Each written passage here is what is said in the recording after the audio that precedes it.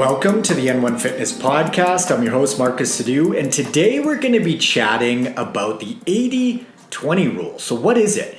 Originally, you may have heard of the 80-20 rule as the Pareto principle, which states that for a lot of things, 80% of the outcomes result from 20% of the input. So basically, it's a push to focus on the basics or actions that give you the most bang for your buck. Now, when it comes to nutrition specifically, the 80-20 rule is the idea that you eat healthfully 80% of the time and you eat whatever you want 20% of the time. So not exactly the same as the Pareto principle itself, but an approach nonetheless. Now, the tricky thing with implementing the 80-20 paradigm when it comes to nutrition is, how do you choose to break those numbers down? Does that mean that you eat healthfully for 8 days and then you eat whatever you want for 2 days? Does it mean you eat 8 healthy meals and then 2 unhealthy meals? Does it mean you eat 80% of your calories from healthful foods and 20% from whatever foods you'd like? There are so many ways someone could choose to interpret 80-20, and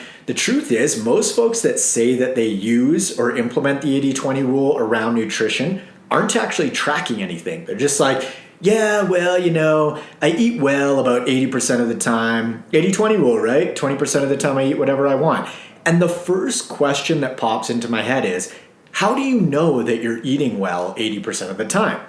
Typically they don't, right? They're just sort of approximating in their heads that they're eating well the vast majority of the time, but it's purely a guess because nothing is being truly tracked. So I wanted to put this podcast episode together so we can establish what an 80-20 setup actually looks like in the real world and how it was meant to be implemented versus sort of this wishy-washy sort of guessing whether you're making healthful choices most of the time or not. So there are 2 approaches you can take. One is by using total calories and the other is by using number of meals. So let's start with the total calorie approach because it's more accurate and therefore it's going to yield you better results. So let's say that you've established that you need to consume 2,000 calories per day in order to lose fat at an appreciable rate. 80% of 2,000 calories is 1,600. So with this setup, you're going to eat 1,600 calories from single and minimal ingredient whole foods, which are super healthy, and then you've got 400 calories left over to fill in however you'd like. So those could come from ice cream, donuts, chips, whatever, or you could just eat more healthful food if you wanted to. Your call. You could also use this same calorie-based approach from a weekly angle instead of a daily angle. So 2,000 calories per day over the course of 7 days is 14,000 calories for the week, and 20% of 14,000 is 2,800. So if you really wanted to, you could eat a little less, say Monday through Saturday. So those days could contain 1,866 calories more or less from single and minimal ingredient whole foods. And then on Sunday, you could eat your whole 20% for the week, which is 2,800 calories from whatever types of foods you prefer. The breakdown at the end of the week is the same in both approaches. It's just going to depend on which sort of setup that you prefer.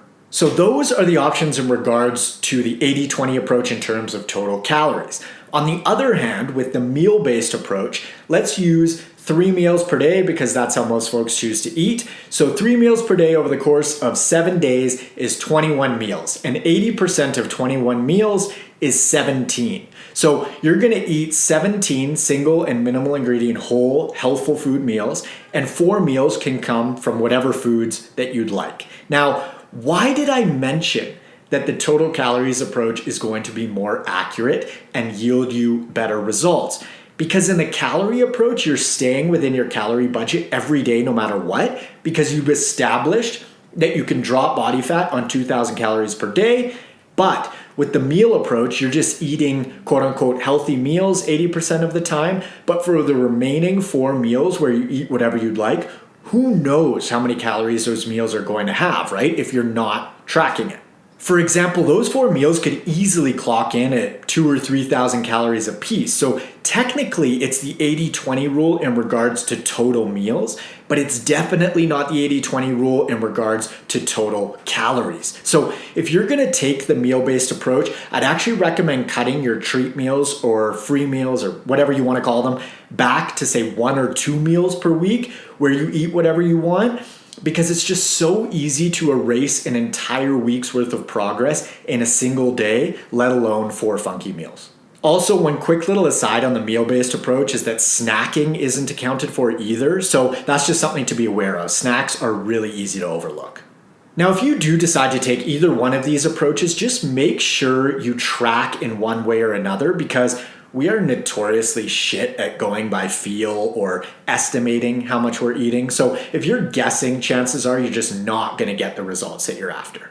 I hear it all the time. I eat well, but I just can't seem to lose weight. What does well really mean? If you're not losing weight, apparently it's not well enough, or at least not well enough to meet your goals, right? So before you throw your hands up in the air and think that you've got a slow metabolism or diets don't work for you, or it's your age or the fact that you're postmenopausal, whatever sort of stories are floating around these days, track your intake accurately for a week and see where you truly end up, because you might think that you're implementing the 80-20 nutrition rule in your life, but who really knows if you're not accounting for everything? It could be closer to 60-40 or even 50-50 for all we know. I'll use myself as an example. I remember I used an approach years ago where I ate really well for 6 days a week, and then I had a cheat day where I ate whatever I wanted, and I made very little progress because I overcompensated so much on my one Sunday cheat day that it erased any progress that I would have made over the course of the whole week. Now, I was eating 21 total meals a week, and technically 18 of them were amazing. But the 3 on Sunday were so calorie dense that my entire 7 days was a wash, and 18 out of 21 meals is actually 86%. So in regards to meals, I was eating healthfully 86% of the time, but if I looked at my total calorie intake, I'd say the breakdown of calories from healthful food versus unhealthful food was probably closer to 50-50, not conducive to getting results. So the take-home points, the total calories approach around the 80-20 rule is going to be the best route to take because you're keeping total intake in check and you're still providing yourself with room to have some treat foods. Now, if you're a moderator, I'd recommend the daily approach to the 80-20 rule. So in the example, that would be 1,600 calories from healthful foods and 400 calories from whatever you'd like. If you're more of an abstainer, I'd recommend the weekly approach where you eat super healthfully Monday through Saturday, and then you have your 2,800 calories from whatever foods you'd like all at once. If you don't know what a moderator or an abstainer is, go back and listen to episode number 67 titled, "Is Eating Everything in Moderation the Right Fat Loss Approach for You?" It's also worth noting, neither approach is better than the other for everyone when it comes to moderating or abstaining. However, one approach is going to be better for you. We're all different. We've got different tendencies, preferences, psychological makeups, jobs, families, etc. So this is exactly why I take a nuanced approach with every single one of my clients, because when you compound all of these variances between people, you need an individualized approach. I have never met 2 people that are the exact same.